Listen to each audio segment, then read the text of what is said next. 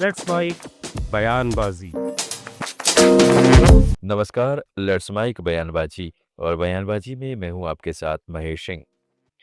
राजस्थान के पूर्व मुख्यमंत्री अशोक गहलोत ने अरविंद केजरीवाल और मनीष सिसोदिया को ट्रायल कोर्ट द्वारा बरी किए जाने पर केंद्र सरकार और जांच एजेंसियों पर गंभीर आरोप लगाए हैं।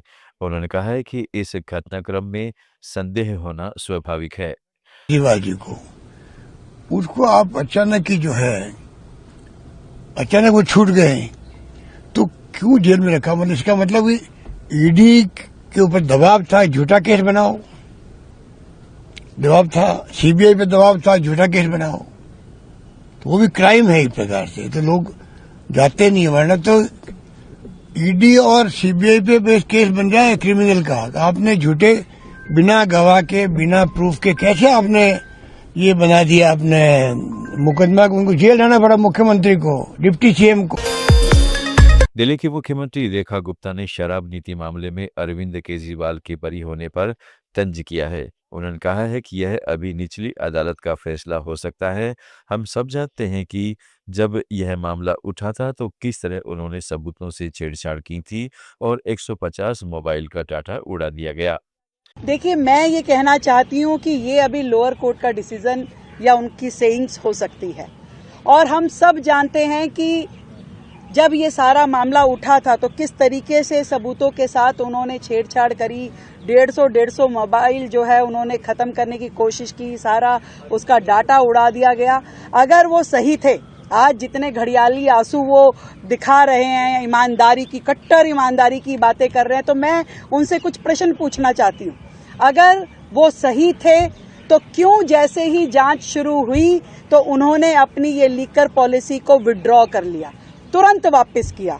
अगर वो सही थे तो ऐसा क्यों किया गया?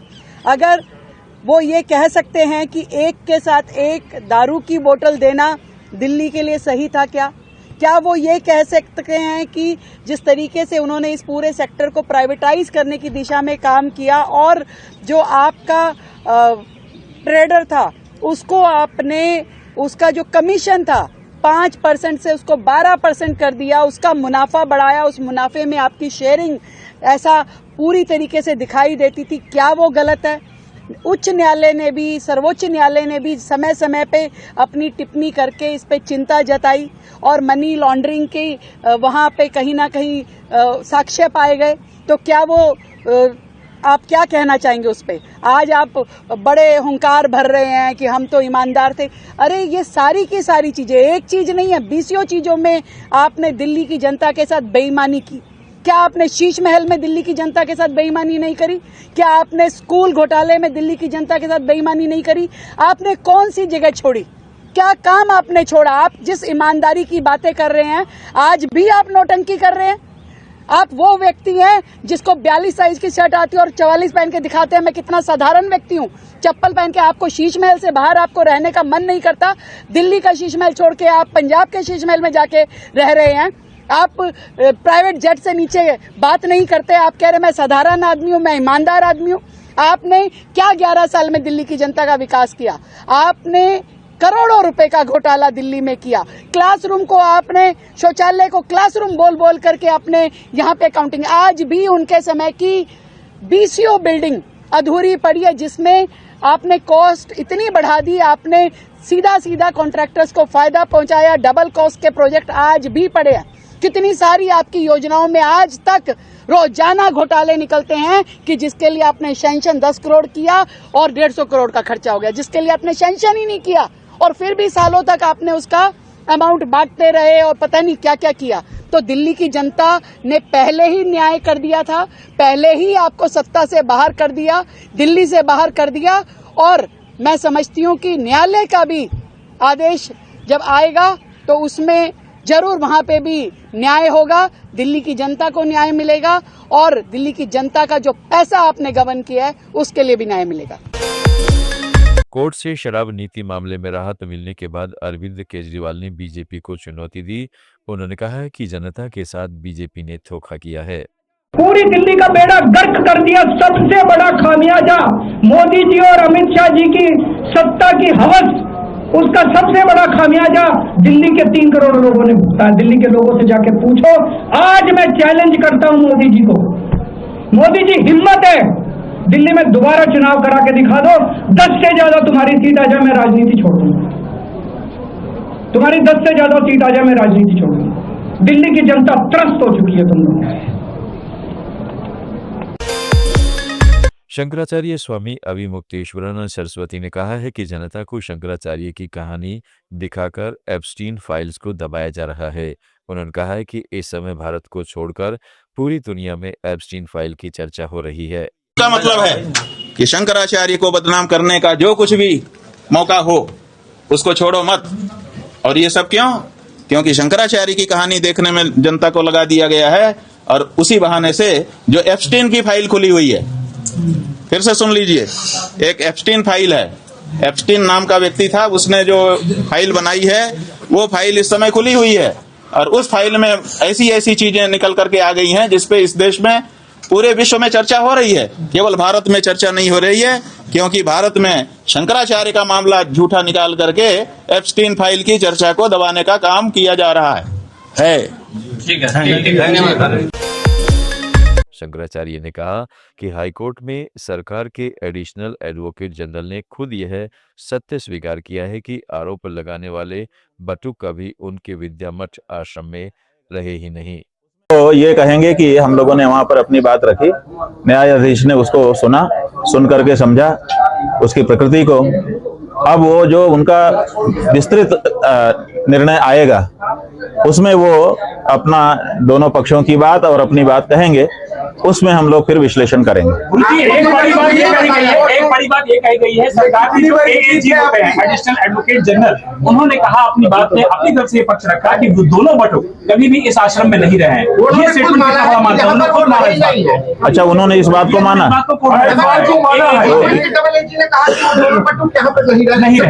देखिए, अभी तक जितना बड़ा प्रचार किया जा रहा था कि आश्रम में बटुकों का शोषण, गुरुकुल में बटुकों का शोषण और इनके यहाँ ये होता है, ये जो बात चलाई जा रही थी उसको तो जो एजी हैं उन्होंने ही समाप्त कर दिया। उन्होंने ये कह दिया कि इस आश्रम में ये बटुक नहीं रहे। हम लोग पहले से कह रहे थे कि हमारे यहाँ वो नहीं रहे, आज वो बात जनता के सामने साफ साफ प्रमाणित हो गई। तो ऐसी परिस्थिति में जो कहानी बनाई गई थी वो तो पूरी तरह से ध्वस्त हो गई। ये भी कहा गया वो तो बच्चे वो हरदोई में संस्थागत छात्र रहे हैं और परीक्षा दे रहे हैं। अभी गुरुजी कोर्ट ने ये भी कहा जुबिनल में क्यों नहीं है वो जो आरोपी है। हाईकोर्ट ने ये कहा है कि जो उनके अंडर में है कर्मचारी के, वहां से जुवेनाइल कोर्ट जो है बच्चों को उनके कस्टडी में दिया जाए। ये देखिए, ये आज जो हाईकोर्ट ने कहा है यही कार्यवाही पहले दिन से थाने में जब वो गए थे सूचना लेके वहां होनी चाहिए थी। जब वो एसपी और उससे ऊपर के रैंक के अधिकारियों को ईमेल आदि कर रहे थे तो वहां से ये डायरेक्शन आना चाहिए था कि पहले बच्चे को जुवेनाइल में भेजो, मेडिकल करा। उधर शंकराचार्य के वकील पीएन मिश्रा ने कहा है कि 18 तारीख को राज्य सरकार ने माघ मेला में झूठी घटना रची और उसी दिन फर्जी केस दर्ज कराया गया। मिश्रा ने कहा है कि न्यायमूर्ति ने गिरफ्तारी पर रोक लगा दी क्योंकि कोई सबूत ही नहीं है।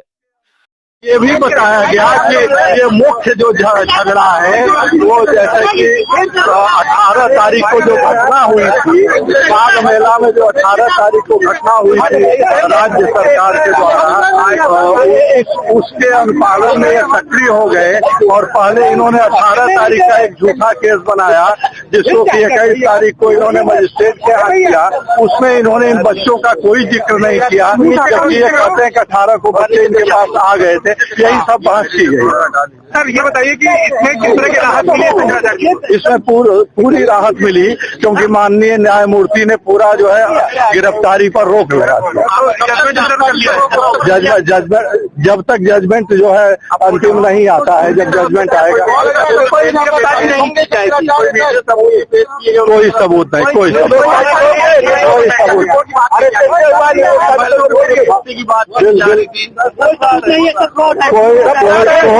कोई ऐसा है जो आज न्यायालय में हुआ उसमें जो है उन्होंने ये बताया कि पुलिस में बयान, कोर्ट में बयान भी हो चुके हैं, सब चीज हो चुके हैं, उसको कंसीडर करके निर्णय हुआ है। तो आप खुद निष्कर्ष निकालें, आप खुद निष्कर्ष निकालें।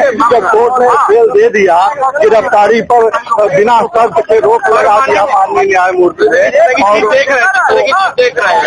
और पश्चिम बंगाल के मुख्य निर्वाचन अधिकारी मनोज कुमार अग्रवाल ने केंद्रीय बलों पर जीपीएस ट्रैकर और बॉडी कैमरा लगाने के फैसले पर सफाई दी। उन्होंने कहा, अगर कोई गोपनीय जानकारी दे रहा है तो पहले मुझे बताना चाहिए। अग्रवाल ने कहा कि केंद्रीय बलों पर जीपीएस या बॉडी कैमरा लगाने का कोई खास कारण नहीं है। না না, আমরা কোনটা গোপন দিলাম এটা বলতে হবে না, কে গোপন দিচ্ছে, কখন গোপন দিচ্ছে, কে অ্যালিগেশন দিচ্ছে, আমাকে তো কেউ বলেনি। যদি কোনো গোপন দিচ্ছে তো আমাকে তো আগে বলতো, আমি সিও আছি এখানে। আর স্যার বলছি যে কেন্দ্রীয় বাহিনীকে জিপিএস ট্র্যাকার লাগানো হবে বা তাদের বডি ক্যামেরা থাকবে, যেটা আপনি কাল বলছিলেন, এটা কোনো স্পেসিফিক রিজন আছে স্যার? না, এটা স্পেসিফিক রিজন নেই। যে আমাদের যে পুলিশ অবজারভার এসছেন, যে পুলিশ অবজারভার ইসিআই পাঠিয়েছেন, উনি সিদ্ধান্ত নিয়েছেন এটা করার জন্য। এটা কি বাহিনী মুভমেন্ট ট্র্যাক করার জন্য? এরকম ইয়েস, বাহিনী মুভমেন্ট ট্র্যাক করার জন্য, বাহিনী মুভমেন্ট ট্র্যাক করার জন্য। ওর কি জন্য? না স্যার, এটা কি আগে অভিযোগ হতো যে বাহিনী ঠিকঠাক কাজ করছে না, নিষ্ক্রিয় আছে, সেইটা? না না, এটা কিছু নেই। যেটা আগে কি হতো না হতো, আই এম নট কনসার্ন। এটা নতুন অবজারভার এসছেন, উনি বললেন যে আমি এরকমই করবো, যেটা আছে আমার এটাই রিকোয়েস্ট করছি, আমি ইসিআই কে এটা উপদেশ দিচ্ছি, আমরা অ্যাডভাইস দিচ্ছি, উনি বললেন এটা। কেন্দ্রীয় বাহিনী আসছে এসপির আন্ডারেই কাজ করতে হবে, নিশ্চয়ই এসপি আন্ডারে কাজ করতে হবে ভাই। SP how can you assume যেটা এসপি আছে ল অ্যান্ড অর্ডার কাজ করবে না? How can you assume that? SP যে আছে, এসপি তো দায়বদ্ধ আছে ল অ্যান্ড অর্ডার মেনটেন করার জন্য। এটা তো নেই কি কোথায় ল অ্যান্ড অর্ডার হবে ও সেন্ট্রাল বাহিনীকে ইউজ করবে না। SP is IPS officer, UPSC থেকে পাস করেছে, এটা কাজ জন্য আইপিএস জয়েন করেছে, তো ইউজ করবে না? এটা কি